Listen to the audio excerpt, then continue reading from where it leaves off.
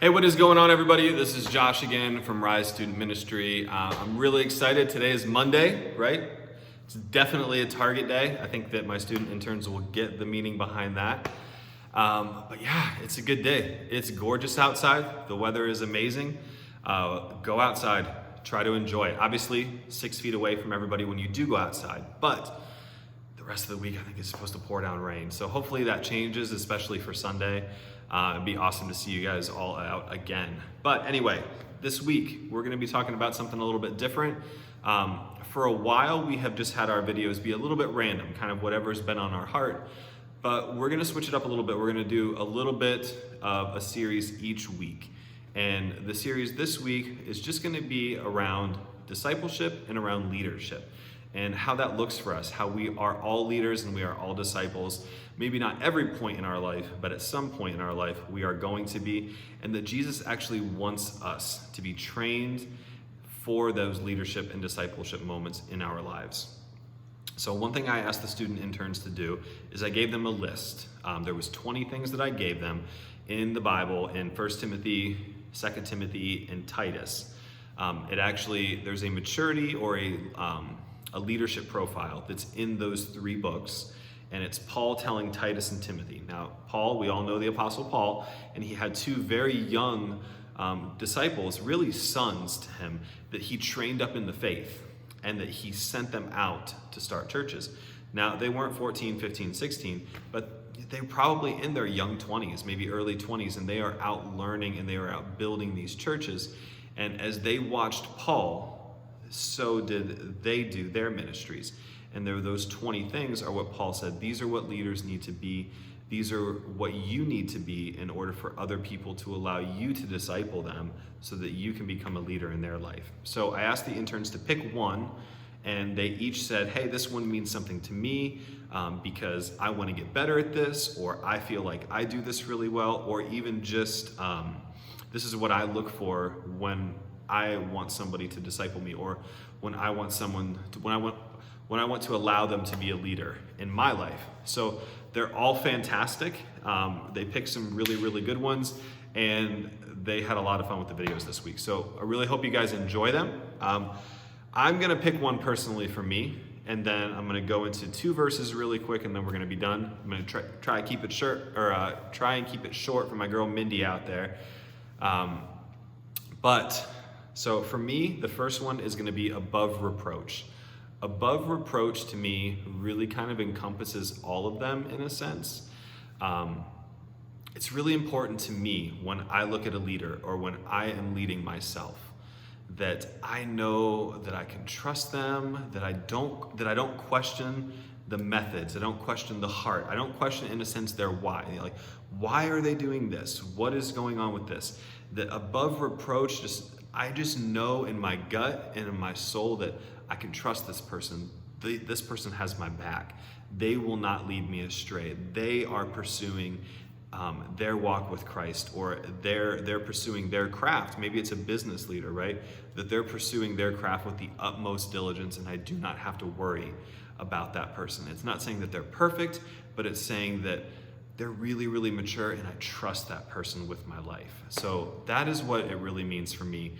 At the end of the day, I would feel terrible if somebody came to me and they started questioning my motives, because that's what's inside of me, that's my heart. And I need first and foremost to make sure that my heart is right in everything that I'm doing, and then it can spread out from there. For you guys, what I want you to get is that you are going to be a leader at some point in your life. You may not be a leader now.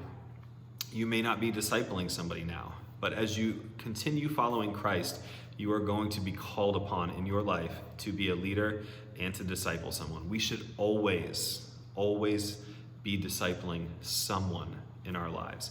It helps us teach them, it helps us grow our faith, and it helps us refine our faith because we are having to answer questions for these people. We're having to help them, which pushes us to dive deeper, to get these questions. So while they're young and not understanding and asking us questions, we're actually learning more and then able to give it back to them.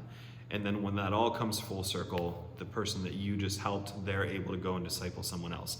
And that's what Jesus outlined it to look like. That's the kingdom. And we see that in Matthew 28. You know, the Great Commission I read to you guys a lot, where Jesus says, go, make disciples, and teach them. All three things: go, lead, and teach.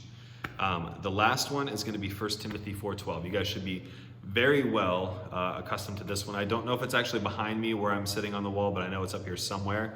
But 1 Timothy 4:12, where Paul is telling, again, Timothy and Titus, guys, don't let anybody despise you because you're young. I don't care if you're 15, I don't care if you're 12, I don't care if you're 22. That's young. Don't let anyone despise you because you're young, but set an example for the believers in your speech, in your conduct, in your love, in your faith, in your purity. And I'm missing one. No, I'm not. I got them. Oh, your conduct. So all of those things, guys, in your speech, let your speech be uplifting. Let it be encouraging to other people. Your conduct, do the right thing even when nobody's watching, because we all know God is always watching you, right? In your love, don't subscribe to that all-encompassing love and like, oh, okay, it's okay, it's okay, it's okay. No, it's not always okay. Sometimes tough love. Jesus, if anything, Jesus showed us that tough love. He knew when to help us. He knew when to comfort us. He knew when to rebuke us. He knew when to teach us. All of that is showing love for that person's eternal soul, because he's like, I might say something that's going to upset you right now, but it's for your benefit in the long run. To me, really loving someone is, even though it doesn't look like it sometimes, you're always doing things out of the right motive and the right heart for their best benefit.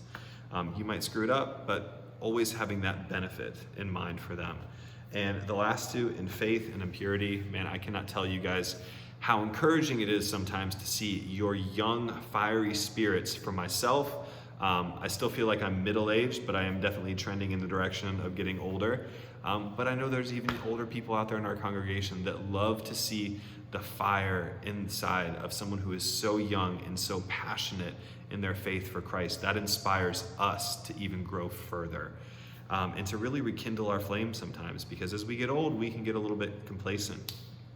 Last one, purity. Guarding yourself, guarding what God made you to be.